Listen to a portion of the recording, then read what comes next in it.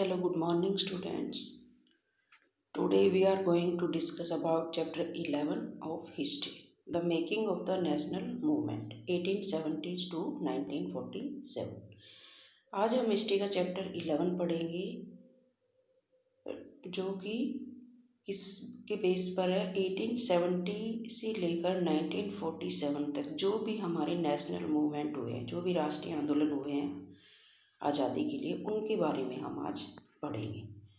In the previous chapters we have looked at, तो हमने जो अपने प्रीवियस जो चैप्टर्स होते हैं उनके अंदर हमने जिन चीज़ों के बारे में हम पढ़ चुके हैं वहाँ पर यहाँ पर कुछ पॉइंट्स लिखे हुए होते हैं। The British conquest of territories and the take over of kingdoms के जो ब्रिटिश कॉन्क्वेस्ट के अंग्रेजों ने किस तरह से जो भारतीय भूक्षेत्र होता है और उसकी जो रियासतें होती हैं उनको टेक ओवर किया और किस तरह से उनको जीता। Introduction of new laws and administrative institutions, हमने यहाँ पीछे के जो चैप्टर पढ़े उनमें जो नए लॉज होते हैं और जो एडमिनिस्ट्रेटिव इंस्टीट्यूशंस होते हैं उनकी शुरुआत को देखा है। नेक्स्ट होता है changes in the lives of pheasant and tribals, के जो किसान और ट्राइबल्स होते हैं उनकी लाइफ जो होती है उनकी ज़िंदगी में जो बदलाव हुए उनको देखा। Educational changes in the 19th century के अंदर हमने एजुकेशनल चेंजेस को देखा है, पढ़ाई से रिलेटेड जो भी बदलाव हुए थे उनको देखा। Debates regarding the conditions of women, कि वुमेन की जो कंडीशंस होती है उससे रिलेटेड जो भी डिबेट्स थे उनको देखा। Challenges to caste system, social and religious reform, जो सुधार थे सामाजिक और जो धार्मिक सुधार थे उनके बारे में पढ़ा। The revolt of 1857 and it's after myth, 1857 का जो रिवोल्ट था, जो विद्रोह था, उसके बाद की जो कंडीशन होती है उसको भी हमने देखा। The decline of crafts and growth of industries, की जो इंडस्ट्रीज होती है, जो हैंडीक्राफ्ट जो चीज़ें होती है, जो क्राफ्ट से रिलेटेड चीज़ें होती हैं, उनका विकास और उनका पतन जो होता है इंडस्ट्रीज का, उनके बारे में हमने पढ़ा। तो ये जो सारी चीज़ें होती है इनकी वजह से जो आम जनता थी वो अनसेटिस्फाई हो गई, जिसकी वजह से उस टाइम कुछ मूवमेंट्स हुए थे, तो उनके बारे में हम इस चैप्टर के अंदर डिस्कस करेंगे। On the basis of what you have read about these issues, do you think Indians were discontented with British rule? If so, how were different groups and classes classified?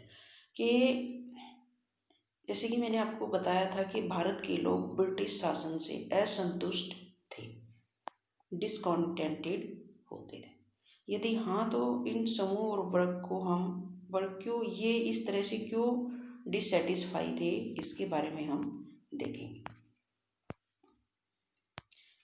Emergence of the nationalism, कि nationalism जो होता है उसका emergence कैसे हुआ, उसका उदय कैसे होता है। The above mentioned development led the people to ask a crucial question: what is this country of India and for whom is it meant?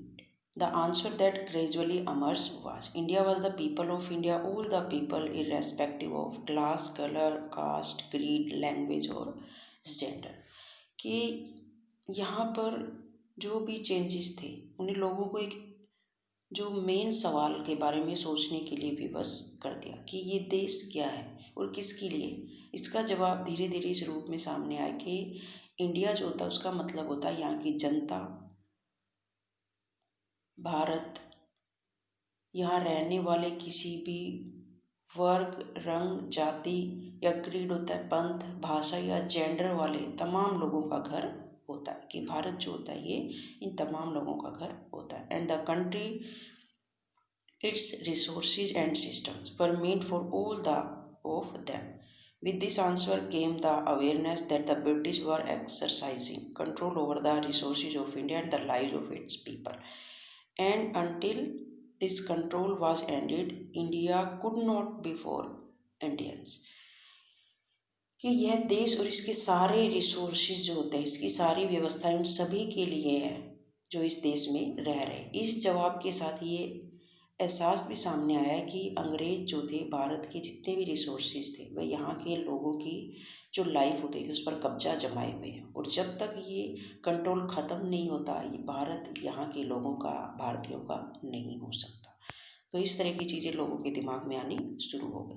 The consciousness begin to be clearly stated by the political association formed after 1850, especially those that came into being in the 1870 and 1880. Most of these were led by English educated professionals such as lawyers. The more important ones were the Pune Sarjanik Sabha, the Indian Association, the Madras Mahajan Sabha, the Bombay Presidency Association, and of course the Indian National Congress कि 1870 to 1880 के जो century होती है उसमें जितने भी political organisation जो बनी थी उनमें ये चीज़ और गहरी हो चुकी थी। इनमें से ज़्यादातर जो ऑर्गेनाइजेशन थे उनकी बागडोर जो अंग्रेजी शिक्षित वकील थे, पेशेवर थे, उनके हाथों में थी। पूना सार्वजनिक सभा, इंडियन एसोसिएशन, मद्रास महाजन सभा, बॉम्बे रेजिडेंसी एसोसिएशन और भारतीय राष्ट्रीय कांग्रेस आदि इस तरह के जो प्रमुख संगठन थे, इनकी जो बागडोर थी इनके हाथ में थी, वो अंग्रेजी पढ़े लिखे लोगों के हाथ में थी। नोट द नेम पूना सार्वजनिक सभा। द लिटरली मीनिंग ऑफ सार्वजनिक is for all the people. सर्वा ऑल प्लस जनिक is equal two of the people. It means कि जो सार्वजनिक सभा होती है उसका मीनिंग होता है सार्वजनिक, सभी के लिए। दो many of these association function in specific parts of the country, their goals were stated as the goal of all peoples of India, not those of any one religion, community or class. They work with the idea that the people should be sovereign. कि हालांकि इनमें से बहुत सारे जो organisation थे वो देश के खास हिस्सों में काम कर रहे थे, लेकिन उनका जो टारगेट था, उनका जो लक्ष्य था, उसको भारत के सभी लोगों का लक्ष्य वो बताते थे। उनके मुताबिक उनके जो लक्ष्य थे किसी खास इलाके के लिए, समुदाय या वर्ग के लक्ष्य नहीं थे।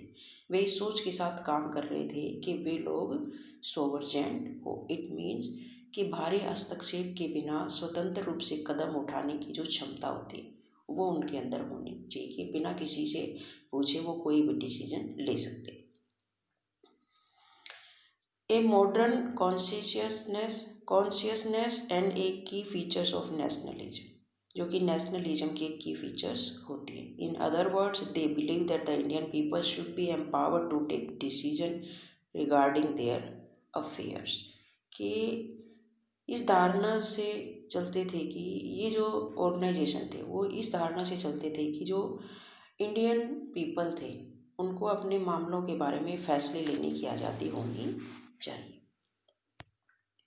The dissatisfaction with British rule intensified in the 1870 and 1880. The Arm Act was passed in 1878, disallowing Indians from possessing arms. In the same year, the Vernacular Press Act was also enacted in an effort to silence those who were critical of the government. The act allowed the government to confiscate the assets of newspapers, including their printing presses, if the newspapers published anything that was found objectionable. In 1883, there was a furor over the attempt by the government to introduce the Ilbert Bill.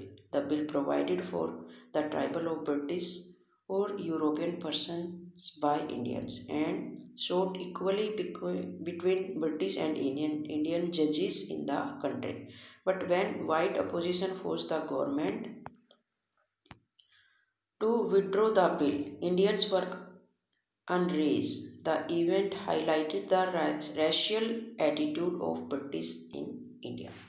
कि 1870 और 1880 के जो दशक थे उसके बीच में British rule जो था उसके प्रति और ज़्यादा असंतोष बढ़ता गया, गहरा होता गया। 1878 में आर्म्स एक्ट पास किया गया, जिसके जरिए जो भारतीय थे, भारतीयों के द्वारा अपने पास हथियार रखने का अधिकार जो था वो छीन लिया गया। उसी साल वर्नाकुलर प्रेस एक्ट भी पास हुआ, इनेक्ट हुआ, जिससे सरकार की आलोचना करने वालों को चुप कराया जा सके। ये जो वर्नाकुलर एक्ट था, इस कानून में प्रावधान था कि अगर किसी अखबार में कोई आपत्तिजनक चीज छपती है तो सरकार उसकी प्रिंटिंग प्रेस सहित सारी संपत्ति को जब्त कर लेगी, अपने कब्जे में ले लेगी। 1883 में सरकार ने इल्बर्ट बिल लागू करने का प्रयास किया। इसको लेकर हंगामा हुआ, काफ़ी हंगामा हुआ। इस विधेयक में क्या था कि भारतीय न्यायाधीश जो जजेस थे भी ब्रिटिश या यूरोपीय व्यक्तियों पर मुकदमा चला सकते हैं, ताकि भारत में काम करने वाले अंग्रेज और भारतीय जो जज थे उनके बीच इक्वलिटी स्थापित की जा सके, समानता स्थापित की जा सके। जब अंग्रेजों के विरोध की वजह से सरकार ने यह विधेयक जो था वापस ले लिया, तो भारतीयों ने इस बात का काफ़ी विरोध किया। इस घटना से भारत में अंग्रेजों के असली रवैये का पता चलता था। तो इस तरह से इंडियंस के साथ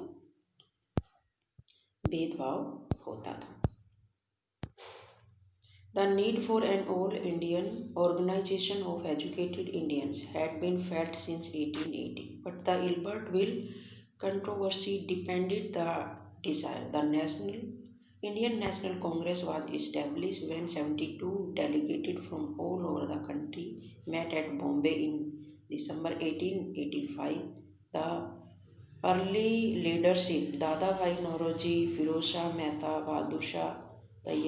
बदरुद्दीन तैयब जी, WC Banerjee, Surendra Nath Banerjee, Romesh Chandra Dutt, S Subramaniam Yar, among others, was largely from Bombay and Calcutta. Nehruji, a businessman and publicist, settled in London, and for a time member of the British Parliament, guided the younger nationalist, a retired British official, A.O. Hume, also played a part in bringing Indians from the various regions together.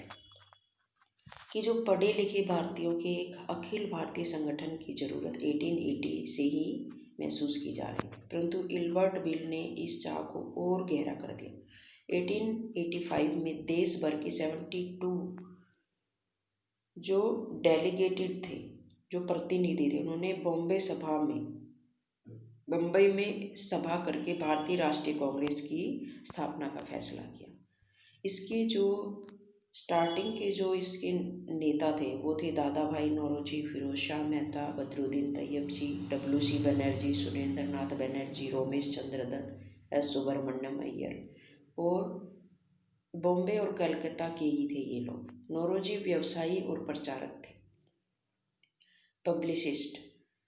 Way London में रहते थे और कुछ समय के लिए British parliament के member भी रहे। उन्होंने जो युवा राष्ट्रवादी थे उनका मार्गदर्शन किया, और एक retired British officer A.O. Hume ने भी विभिन्न क्षेत्रों के भारतीयों को निकट लाने में अपना जो मेन रोल प्ले किया।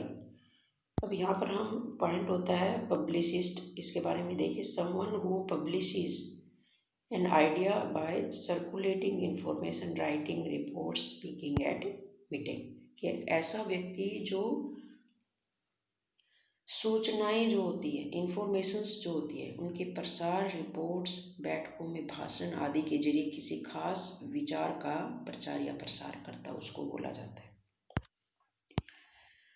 Who did the Congress seek to speak for? कि कांग्रेस किसके पक्ष में बोलने का प्रयास कर रही थी। तो यहाँ पर एक न्यूज़पेपर के बारे में बताया गया है। In newspaper the Indian Mirror wrote in January 1886 कि the first national Congress at Bombay is the nucleus of the future parliament for our country and will lead to the good of inconceivable magnitude for our countrymen, कि मुंबई में आयोजित जो first राष्ट्रीय कांग्रेस होती है हमारे देश की भावी संसद का सेंटर था, केंद्र था, और यह हमारे देशवासियों के लिए एक अकल्पनीय रूप से लाभकारी जो परिणाम थे उनको जन्म देगी। Badruddin Tyabji addresses the Congress as president in 1887 कि बदरुद्दीन तैयब जी जो थे वो 1887 में उन्होंने कांग्रेस की अध्यक्षता की और उसको संबोधित करते हुए उन्होंने कहा था, this Congress is compose of representatives not of any one class or community of India but of all the different communities of India कि यह कांग्रेस भारत की किसी एक वर्ग या समुदाय के प्रतिनिधियों से मिलकर नहीं बनी है, बल्कि ये भारत के जितनी भी कम्युनिटीज होती है डिफरेंट उन सब से मिलकर बनी। A nation in the making एक राष्ट्र जो होता है उभरता हुआ राष्ट्र। It has often been said that the Congress in the first 20 years was moderate in its objectives and methods. During the period, it demanded a greater voice for Indians in the government and in administration.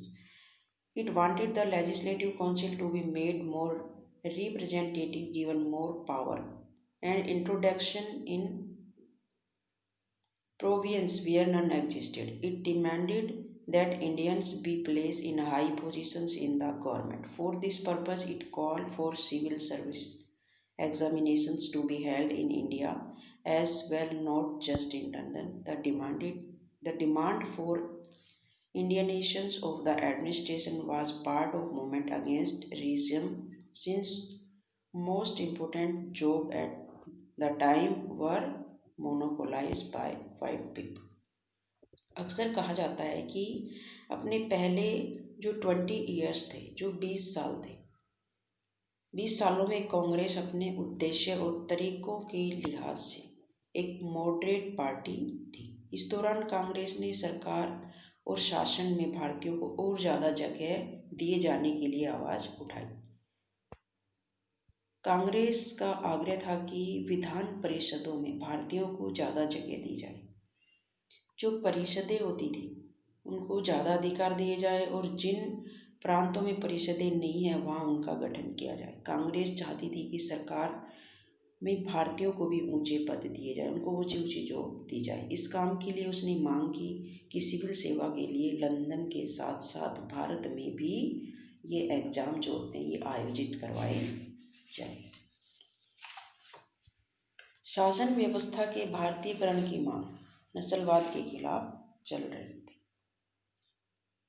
रहे आंदोलन का एक हिस्सा थी, क्योंकि जब तक ज़्यादातर महत्वपूर्ण नौकरियों पर गोरे अफसरों का कब्जा था कि अंग्रेज ही ऊंची पोस्ट पर होते थे।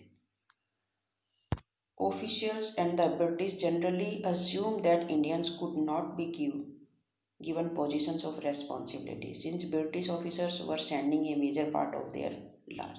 It means कि जितनी भी नौकरियां होती थी उन पर ज़्यादातर किनका अधिकार होता था? अंग्रेजों का होता था, ना कि इंडियंस का। तो इस तरह से इंडियंस के अंदर जो थी एक असंतुष्टि का भाव धीरे धीरे पैदा होने लगा। जो अंग्रेज जो थे आमतौर पर ये मानकर चलते थे कि भारतीयों को जिम्मेदारी भरे पद नहीं दिए जा सकते, क्योंकि अंग्रेज अक्सर अपने भारी भरकम वेतन का एक बड़ा हिस्सा ब्रिटेन भेज देते थे। इसलिए लोगों को उम्मीद थी कि जो भारतीयकरण से यहाँ की धन संपत्ति भी कुछ हद तक भारत में रुकने लगेगी। ये अंग्रेजों की सोच होती थी। भारतीयों की मांग थी कि न्यायपालिका और कार्यपालिका से अलग किया जाए, न्यायपालिका को कार्यपालिका से अलग किया जाए। Other demands include the separation of judiciary from the executive, the repeal of arms act and the freedom of speech and expression, कि आर्म एक्ट को निरस्त किया जाए और अभिव्यक्ति और बोलने की जो स्वतंत्रता होती है वो दी जाए, क्योंकि जब आर्म्स एक्ट जो होता है इनेक्ट किया गया था उसमें किसी को बोलने का अधिकार नहीं होता था। तो ये भारतीयों ने मांग की कि जो न्यायपालिका होती है, जो जुडिशरी सिस्टम होता है, उसको एग्जीक्यूटिव से अलग किया जाए। The early Congress also raise a number of economic issues, शुरुआती सालों में कांग्रेस ने कई आर्थिक मुद्दे भी उठाए। तो यहाँ पर उसके सारे ये होते हैं चीज़ें। नेक्स्ट पॉइंट होता है फ्रीडम इन अवर बर्थ राइट, ये स्वतंत्रता जो होती है हमारा जन्मसिद्ध अधिकार होती है।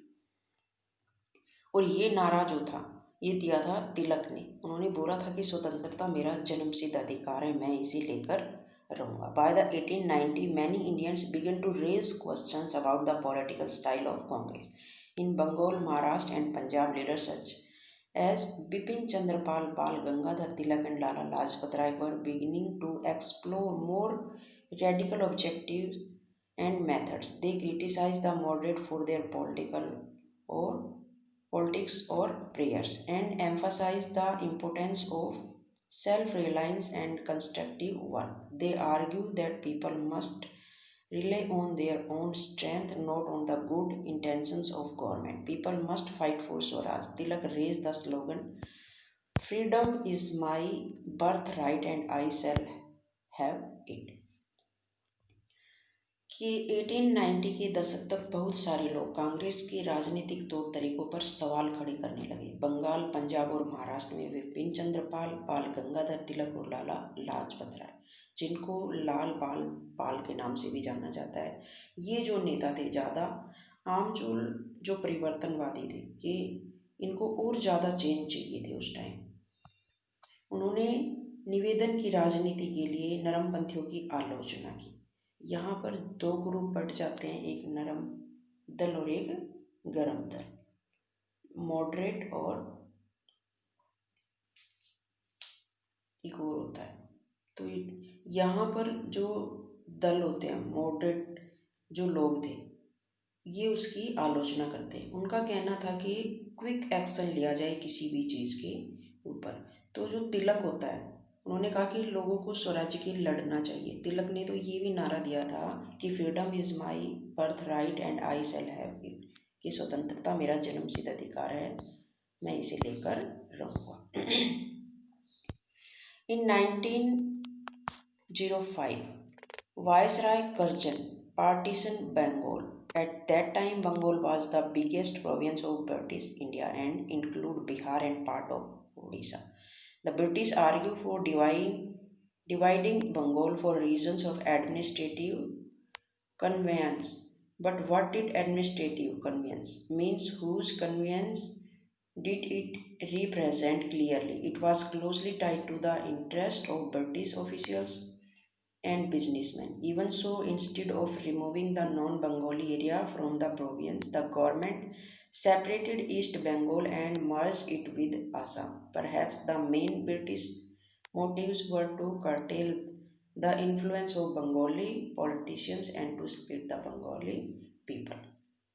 कि 1905 में 1905 में वायसराय कर्जन जो था, जो कि एक अंग्रेज गवर्नर होता था, उसने बंगाल को डिवाइड कर दिया, उसका विभाजन कर दिया। उस वक्त जो था बंगाल ब्रिटिश भारत का सबसे बड़ा प्रांत था। उसके अंदर बिहार और उड़ीसा के कुछ भाग भी आते थे। अंग्रेजों का कहना था कि जो एडमिनिस्ट्रेशन होता है उसको चलाने के लिए बंगाल का बंटवारा करना जरूरी था, कि इतने बड़े प्रांत को एक साथ नहीं चलाया जा सकता, तो उसने उसको डिवाइड कर दिया। तो इस तरह से जो अंग्रेज थे धीरे धीरे वो राजनीति खेल रहे थे कि धीरे धीरे उसने इंडिया को बांटना शुरू कर दिया। तो इस चीज़ से क्या हुआ कि जो बंगाल की जो जनता थी, the partition of Bengal influenced people all over India, कि बंगाल के विभाजन से देश भर में गुस्से की लहर फैल गई।